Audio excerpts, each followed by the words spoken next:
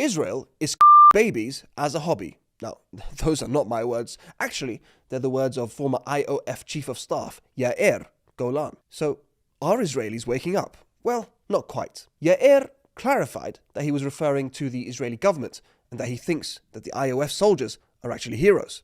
You know, those same IOF soldiers that have been murdering families gleefully, then raiding their homes and dressing up in women's underwear. So, it's not so much that Israelis are finally growing a conscience, but you see, some Israelis, like Yair, are starting to read the writing on the wall. Yair is afraid that Israel will go the way of South Africa. Can you imagine being forced to give Palestinians equal rights?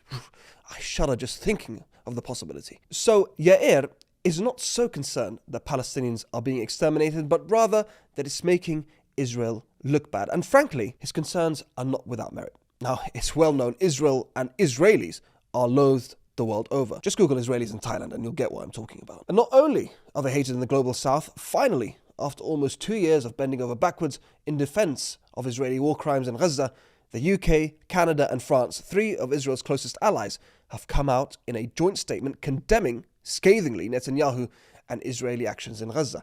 But let's be frank here, this isn't because they've suddenly grown a conscience. We know better than to believe that. It's because they want to save Israel from itself. But that's a topic for another video. Israelis are now at a crossroads.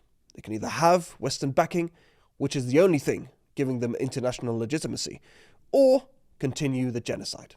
They cannot have both. Knowing Israelis, they'll probably choose genocide because it's in their nature, but who knows, maybe Yair and those like him will breathe back a little life in the decaying cancer that is the Zionist entity Israel.